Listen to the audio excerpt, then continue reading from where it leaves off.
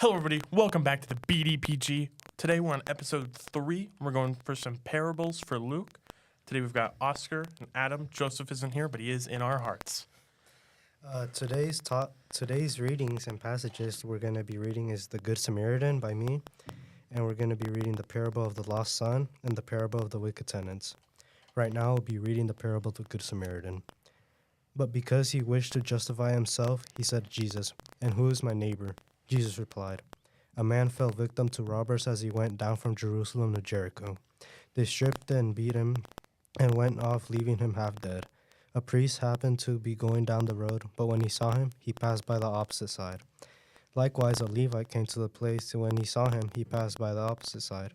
But a Samaritan traveler who came upon him was moved with compassion at the sight.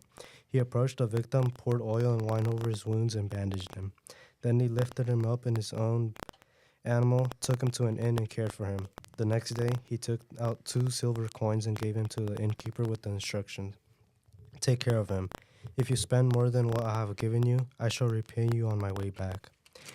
Which of these 3, in your opinion, was the neighbor to the robber's victim?" He answered, "The one who treated him with mercy." Jesus said to him, "Go and do likewise."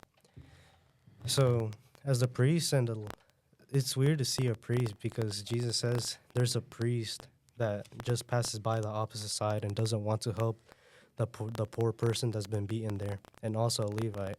But the Good Samaritan had a lot of compassion and courage to also take him to an inn and care for him a lot. And there's a lot of people like that in the world. So, because there's some people that rob poor people knowing that they have more money than them, which is also really bad.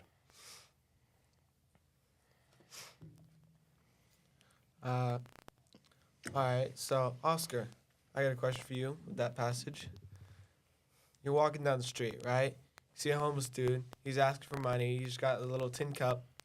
Is it all right if you just walk by him and don't give him any money or food or anything?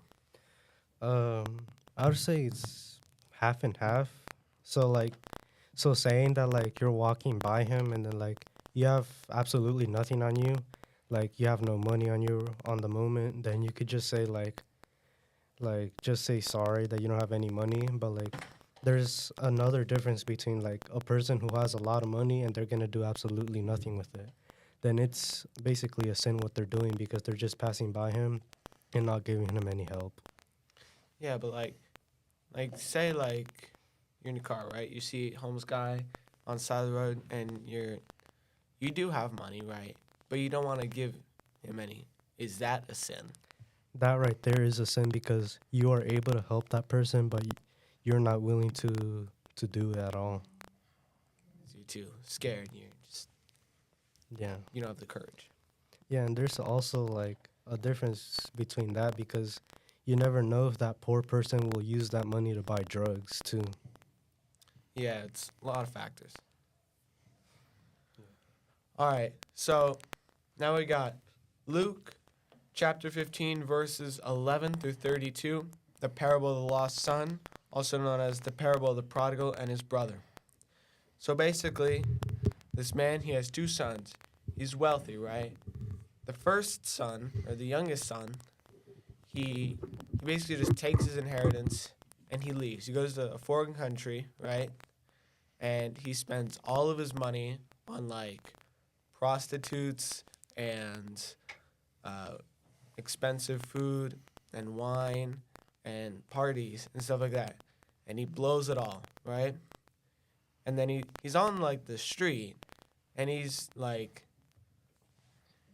poor, he's hungry for food, and he's asking people, "Hey, do you have some food for me?" More specifically, he goes to a farmer and he's like, "Would you let me eat my fill from the food that the pigs eat from?" Right? And even the farmer says no. And then it comes into his mind, he's like, My dad has a bunch of servants. They eat well, they work. And so he goes back to his dad, and before he even gets there, his dad sees him, and he runs up to him, crying. He hugs him and tells the servants, "Get this man a fine robe and fine slippers, slaughter the fattened calf, and let's have a feast," right? So they have their feast because he is back. They got the lost son back. They thought he was dead. And so when the older brother, who was out working the fields, hears about this, he's like, I've been here my entire life. No one's ever thrown a feast for me. This man, he took all your money and then went and wasted it, and you come back and you celebrate him? And then, as the father tells to him, yes, but you are here with me. You have everything that I have. And he is our lost son, but he is back now. He has been brought back to life. So that's basically the summary of the passage. And basically, how this is shown is God will take us back no matter what. No matter how many sins, God is ready to love us. Jesus, he will love us at our very worst.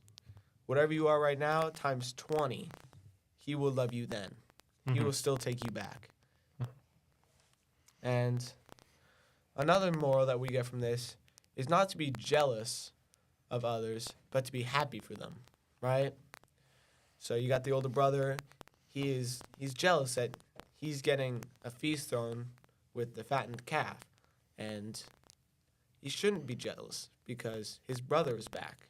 He should be happy for his brother, right? And that's a good lesson that we should all learn. We should celebrate other people's fortunes.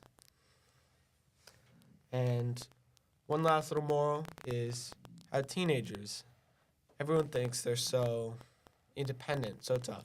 And then they go out into the real world and they don't know how to do stuff. They don't learn from their parents. They don't learn at all. And they fail. So what they really should do is just wait it out, right? Wait, be with their parents, learn the ways of the world, and just then you'll know and you can go out and you can be successful. Questions, comments? No, I think you summarized everything quite well. Alrighty, now we are on to the parable of the wicked tenants, which is Luke 20:9 through 19. He began to tell the people this parable. A man planted a vineyard and leased it to its tenants and went to another country for a long time. When the season came, he sent a slave to the tenants in order that they might give him his share of the produce of the vineyard. But the tenants beat him and sent him away empty-handed. Next, he sent another slave. That one they also beat and insulted and sent away empty-handed. And he still sent a third. This one they wounded and threw out. Then the owner of the vineyard said, "What shall I do? I will send my beloved son. Perhaps they will respect him." But when the tenants saw him, they discussed it among themselves and said, "This is the heir. Let us kill him so that the inheritance may be ours." So they threw him out of the vineyard and killed him. What then will the owner of the vineyard do to them? He will come and destroy those tenants and give the vineyard to others. But when they heard this, they said, "Heaven forbid." But he looked at them and said, "What does this text mean? The stone that the builders rejected has become the cornerstone. Everyone who falls on that stone will be broken to pieces, and it will crush anyone on whom it falls."